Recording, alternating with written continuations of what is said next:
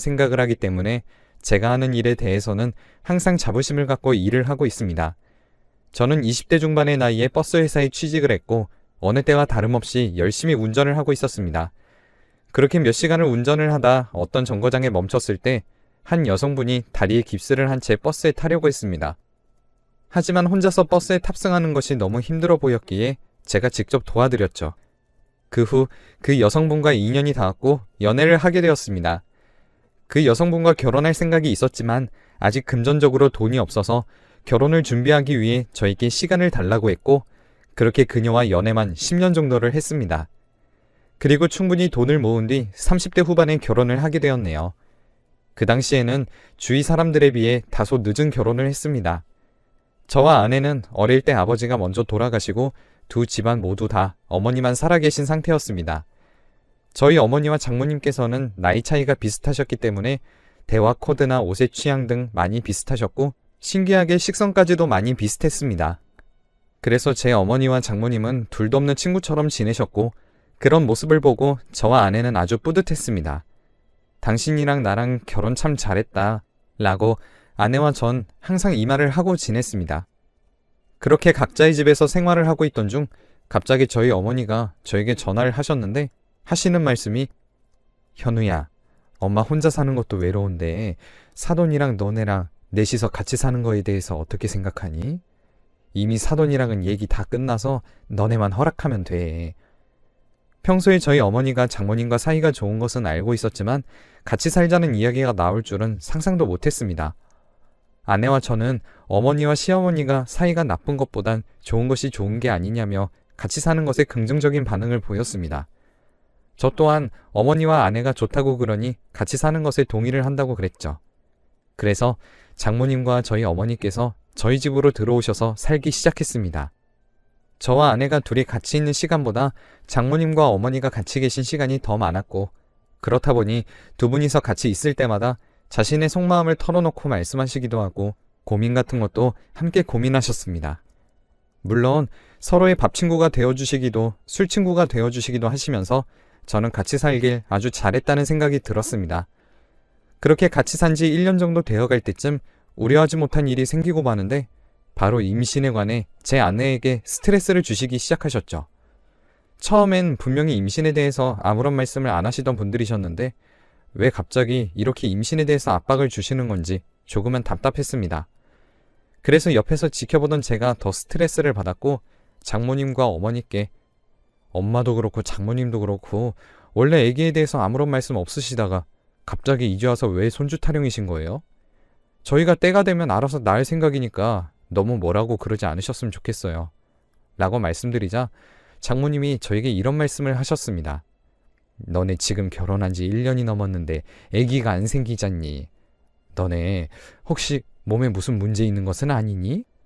이제 잔소리도 한마디가 아닌 두 마디씩 들어야 한다는 것을 저와 아내는 미처 생각하지 못했습니다. 그냥 무조건 좋은 게 좋은 거라고만 생각을 했으니까요.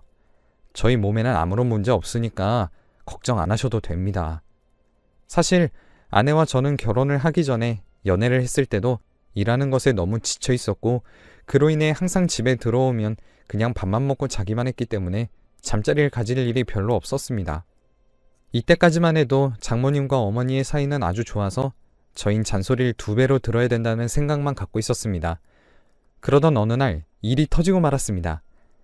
아내와 저는 일을 마치고 집에 들어왔을 때 현관문을 열기도 전에 장모님과 어머니가 큰 소리로 싸우시는 목소리가 들렸고 아내와 저는 이게 갑자기 어떻게 된 일인가 싶어 놀라서 집으로 들어왔습니다. 아니나 다를까 두 분이서 싸우시다가 저희가 들어오니까 아무런 말씀을 안 하셨어요. 저는 제 어머니를 방으로 데리고 들어갔고 아내는 장모님과 거실에서 대화를 나누었습니다. 저는 어머니께 어떻게 된 일인지 상황 설명을 해달라고 부탁을 하니 어머니께서는 평소에 대화도 자주 나누고 힘든 일이나 고민 같은 게 있으면 이야기를 많이 하니까 나도 평소처럼 얘기를 하려고 했는데 갑자기 내가 말하는 걸 듣기 귀찮다는 것처럼 화를 내는 거야. 지금까지 내가 자기 얘기 들어준 게 몇 개인데 내가 뭔 말만 하려고 그러면 항상 저런 식으로 나온다니까. 그러니까 내가 열이 받아 안 받아? 라고 하셨습니다. 그렇게 어머니와 대화를 마치고 아내에게 잠깐 안방으로 들어와 달라고 얘기하고 장모님의 입장도 아내에게 건너듣게 되었죠. 우리 엄마는 시어머니가 고민 말씀하시는 게 짜증나는 게 아니라 해결 방안을 항상 제시해 주는데 정작 시어머니는 우리 엄마 말을 무시하시고 그냥 자신이 하고 싶은 대로 행동하신대. 저희는 그렇게 큰 문제라는 생각이 안 들었기 때문에 서로 조금만 이해하고 넘어가면 될 문제라고 생각을 했습니다. 그래서 거실에 각자 어머니를 불러서 한 지붕 아래 같이 사시는데 이제 그냥 화해하세요. 지금까지 잘 지내셨잖아요. 뭐 별로 대단한 일도 아닌데 서로 조금 이해하면 지내세요. 이렇게 말씀을 드리고 아내와 저는 안방으로 들어왔습니다. 그렇게 한 30분 정도 시간이 흘렀을 때 장모님과 저희 어머니는 화해를 하셨는지 서로 미안하다고 하시면서 아무런 일도 없었다는 듯이 같이 과일을 드시며 TV를 보셨습니다. 그렇게 며칠이 지나고 갑자기 아내가 평소에 먹지 않던 음식들을 저에게 사다 달라고 얘기하더군요. 그렇게 넷이서 저녁을 먹던 중 아내가 헛구역질을 여러 번 하기도 했습니다. 저는 아내가 요즘 몸이 안 좋아졌나 하면서 걱정을 하고 있는데 저희 어머니가 혹시 우리 며느리 임신한 건 아니니? 내가 꿈에서 아주 큰 용이 내 품 안으로 들어오는 꿈을 꿨어. 이런 말씀을 하셨고 장모님도 기대하는 눈치였습니다. 그래서 다음날 임신 테스트기를 사서 아내가 화장실을 들어갔을 때 저도 조금은 기대하고 있었죠. 몇 분이 지나 아내가 화장실에서 나왔고 임신 테스트기를 확인하려고 조금 기다렸더니 뚜렷한 2줄이 나왔습니다. 정확한 것은 산부인과를 가봐야 하겠지만 저희 어머니가 꾸신 꿈은 태몽이었던 것입니다. 무엇보다 아내가 요즘 들어 평소에 먹지 않던 음식들을 먹는 이유와 헛구역질을 하는 이유가 모두 다 임신을 했기 때문이었던 겁니다. 아내와 저는 아주 기분 좋은 마음으로 산부인과를 다녀왔는데 진료를 받은 결과 의사 선생님께서 임신 5주라고 말씀해 주셨어요. 그 말을 듣고 전 아빠가 된다는 사실에 기뻤습니다. 하지만 한편으로는 아내가 앞으로 고생할 것을 생각하니 조금 걱정되기도 했죠. 그리고 무엇보다 아내가 30대 후반이라는 나이에 아이를 가졌기 때문에 정서적으로 좋게 해줘야 된다고 생각을 해서 좋은 음악이나 산모의 좋은 음식 같은 것을 많이 공부해야겠다고 생각했습니다. 얼른 집으로 돌아가서 이 사실을 장모님과 어머니께 전하고 싶은 생각이 가득했고요. 그렇게 집에 도착해서 장모님과 어머니께 임신이 맞다며 이제 할머니 되시는 거라고 말씀드리자 지금까지 볼 수 없었던 표정을 지으셨습니다. 그렇게 아내는 임신 때문에 하던 일도 잠시 쉬고 주로 집에서 생활하며 지금까지 하지 못했던 취미 생활을 즐겨 했습니다. 저는 아내가 임신하는 동안에라도 스트레스를 조금이라도 주지 않으려고 어머니와 장모님께 아내 앞에서 서로 싸우지 않았으면 좋겠다고 신신당부를 해드렸습니다. 그리고 저 또한 아내 신경에 거슬리지 않기 위해서 아내가 출산하기 전까지만이라도 회사 회식도 안 나가고 집에 일찍 들어갔습니다. 그렇게 한 달이 지나고 2달이 지나 10달이라는 시간이 흘렀고 아내는 8시간의 진통 끝에 눈에 넣어도 아프지 않을 딸을 낳았습니다. 아기를 보니 아기를 하나 더 낳고 싶다는 생각이 들었지만 의사 선생님께서 늦은 나이에 아이를 하나 더 가지게 되면 산모의 목숨이 조금은 위험하다고 말씀하셨습니다. 아무리 아기가 좋다고 해도 제가 제일 사랑하는 아내를 잃어서는 안 된다는 생각을 했기 때문에 저는 그냥 첫 아이로 만족했습니다. 그렇게 이쁜 우리 딸아이에게 내 식구의 모든 사랑과 관심이 쏠렸습니다. 하지만 아이가 태어난 것으로 인해 트러블이 생기기 시작했고요. 아내가 임신으로 일을 쉬다가 출산과 동시에 다시 원래 일을 하기 시작했고 집에서 장모님과 저희 어머니가 아이를 돌봐주시기로 하셨습니다. 그런데 그로 인해 또 싸우신 겁니다. 장모님께서는 아니 내가 딸을 낳아봤으니 손녀딸은 내가 더 잘 볼 수 있지. 넌 아들 낳았으면서 어떻게 손녀딸을 제대로 볼 수 있겠어? 라는 말씀을 하셨고 저희 어머니께서는 아기인데 왜 성별을 따지고 그래? 라는 말씀을 하셨습니다. 저희 딸은 장모님과 저희 어머니의 사랑을 독차지했지만 장모님과 저희 어머니는 서로가 육아를 더 잘한다고 하시며 싸우셨습니다. 그렇게 자주 티격대며 싸우셨고 도저히 지켜만 보고 있을 수 없었던 아내와 저는 한 가지 약속하자고 제안했습니다. 주말에는 저희가 아이를 돌볼 테니까 어머님께서는 일주일씩 번갈아 가면서 아이를 돌보시는 거 어때요? 일주일은 저희 어머니가 돌보고 일주일은 장모님께서 돌보는 거예요. 손녀딸인데 이렇게까지 관심 가져주시는 것은 정말 감사한데 이렇게 사소한 일로 매일 다투시면 저희가 더 스트레스 받아요.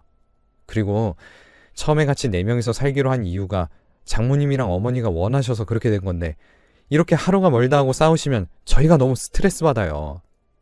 직장에서도 엄청난 스트레스를 받는데 집에 와서까지 어머님 때문에 스트레스를 받으니 저도 모르게 눈물이 났습니다. 그렇다고 예전처럼 따로 살자고 말하자니 두 분 다 많이 외로워하실 것 같다는 생각이 들었기 때문에 지금 당장 해결 방법은 서로 이해하면서 사는 것밖에 없다고 생각이 들었습니다. 지금까지 한 번도 눈물을 보이지 않던 제가 울자 장모님과 저희 어머니는 당황한 눈치였습니다. 그만큼 제가 힘들다는 것을 충분히 아셨다고 생각했던 그때 갑자기 저희 어머니가 장모님께 이런 말씀을 하셨습니다. 너 때문에 내 아들 울잖아. 그 말을 들은 저는 화가 끝까지 났습니다. 엄마, 내가 사이좋게 지내자는 말을 방금 했는데 어떻게 그런 말이 나와? 장모님 때문에 운 게 아니라 엄마 때문에 운 거야. 하루 이틀도 아니고 왜 맨날 싸워? 서로 조금만 이해하면 될 거를 왜 싸우냐고. 엄마 계속 이런 식으로 나올 거면 내 집에서 당장 나가. 너무 화가 난 나머지 어머니에게 해선 안 될 말을 했습니다. 그렇게 저는 어머니와 며칠 동안 냉전의 분위기 속에서 살았는데 다행히 장모님과는 사이는 좋아진 것 같아 보였습니다. 시간이 지나 어머님께 제가 그때 막말한 것에 대해 사과했더니 어머니께서 제 사과를 받아주시고 또 평소처럼 잘 지냈습니다. 그렇게 아내와 저는 일을 하러 직장에 나가고 어머니와 장모님은 일주일씩 번갈아 가시며 아이를 돌봐주셨습니다. 그러던 어느 날 갑자기 장모님과 어머니가 기분이 좋은 상태로 아내와 저에게 뭐 갖고 싶은 것들 없냐고 물어보시더라고요. 저와 아내는 생전 처음 듣는 소리에 갸우뚱했습니다. 그런데 장모님과 어머니의 방을 가보니 지금까지 한 번도 보지 못한 옷들과 가방으로 가득했습니다. 이 옷과 가방들에 대해 출처를 여쭤보자 우리 요즘 주말에 화투 좀 치러 다녔는데 그게 잘 돼서 돈 좀 만졌지 뭐야. 그래, 우리 둘이서만 가면 한탕하고 온다니까. 어머님들은 근처 동네 주민들끼리 화투를 치다가 제법 돈 좀 벌었다면서 그 돈으로 옷이라든지 가방을 샀다고 하더라고요. 저와 아내는 어머님들의 황당한 고백에 어머님, 그렇게 돈 벌고 화투 치시면 잡혀가요. 조심하세요. 라고 말했고 어머님은 별일 아니라는 듯이 손살을 치며 앞으로 우리 둘의 콤비가 얼마나 세상을 떠들썩하게 될지 지켜보라고 하셨어요. 아내와 저는 그래도 두 분이서 취미생활하고 같이 사이좋게 지내는 것 같아 보기는 좋았습니다. 게다가 돈을 잃지도 않고 따오셔서 저에게 선물을 준다며 고가의 명품 지갑이나 가방들을 선물해 주셔서 저와 아내도 좋았고요. 그렇게 한동안 좋은 날만 있었네요. 시간이 6개월 정도 지나자 장모님과 어머님은 갑자기 이사를 가자고 하는 겁니다. 그래서 무슨 소리냐고 물어보니 돈을 제법 많이 모았다고 하셔서 어머님, 돈이 얼마나 있길래 이사를 가요? 요즘 집값도 많이 올라서 웬만한 돈으로는 집도 못 사요. 하니 장모님과 저희 어머니는 그깟 집 얼마면 사니? 10억이면 사니? 하시더군요. 그래서 10억이면 조그만 평수밖에 못 사요. 서울에 있는 집을 살려면 적어도 20억은 있어야 돼요. 하니 그까짓 거 그냥 사지 뭐 하시는 겁니다. 저와 아내는 이게 무슨 소린가 싶어 멍한 표정을 지으니 저희 어머니가 말을 꺼내셨습니다. 우리 둘이 동네 아줌마 집에서 재미 좀 보다 이젠 하우스를 다니게 됐는데 거기서도 우리 콤비가 죽여줬지 뭐야. 그래서 판돈도 커져서 지금까지 딴 돈만 해도 5억은 넘어. 근데 그 돈으로 주식을 샀는데 10배 넘게 뛰어서 지금 당장 팔아도 50억은 될걸? 하셨습니다. 그때가 한창 주식 열풍이 불었던 시기였고 코스피 지수도 3,000을 넘기던 시점이라 웬만한 주식들은 2배 이상 뛰고 그랬거든요. 그래서 어머님에게 그럼 지금 컴퓨터로 계좌 한번 보여주세요. 진짜 50억 있나? 하니 당당하게 컴퓨터를 켜시더니 각자의 계좌에 있는 돈을 보여주셨습니다. 장모님은 25억 정도 잔고가 있었고 저희 어머님은 30억 정도가 있었어요. 저와 아내는 그 돈이 진짜인가 0이 몇 개인지 열심히 세고 한 번 더 세어봐도 틀림없는 25억과 30억이었습니다. 저와 아내는 각자의 어머님을 껴안고 소리를 질렀어요. 마치 로또 1등에 당첨된 것 같은 기분을 느꼈고 어머님들은 서로 뿌듯한 표정을 지으면서 우린 붙어 다니기만 해도 다 이기고 주식을 사기만 해도 따따블이야 라며 서로를 칭찬했습니다. 그래서 저는 지금 주식이 많이 올랐으니 지금 당장 파셔서 현금화하고 더 좋은 아파트로 이사 가자고 했어요. 어머님들도 승낙하셔서 그렇게 저희는 한강이 보이는 아파트로 이사를 가게 되었습니다. 30억 가까이 하는 아파트였고 아파트 명의는 장모님과 저희 어머님 공동 명의로 했고요. 아내와 저는 죽이 잘 맞는 어머니를 둔 덕에 한강이 보이는 아파트에 살게 되었네요. 그렇게 손녀딸과 자주 한강에 가서 산책도 하며 주말에는 어머님들 모시고 좋은 식당에 가서 맛있는 음식도 먹으며 지내고 있습니다.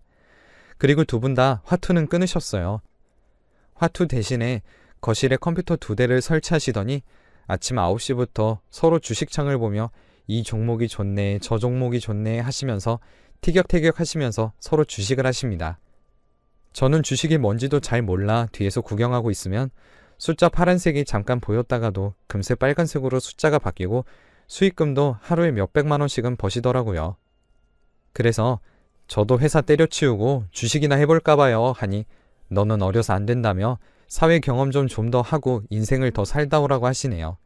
맞는 말이라서 금세 인정하고 저는 회사 생활을 열심히 하고 있습니다. 처음에 저와 아내가 어머님들을 같이 안 모시고 그냥 아내와 저만 둘이서 살았다면 이렇게 좋은 콤비가 탄생되지 않았겠죠? 어머님들 생각해서 내린 결정이 서로에게 좋은 결과가 돼서 이제는 예전과는 전혀 다른 여유로운 삶을 살게 된 것 같아 저와 아내의 결정에 복을 받은 기분입니다. 항상 부모님에게 잘해드리세요. 그러다 보면 서로 좋은 일이 생겨서 웃을 날이 많아질 겁니다. 항상 좋은 일만 가득하시길 바라고 제 이야기를 읽어주셔서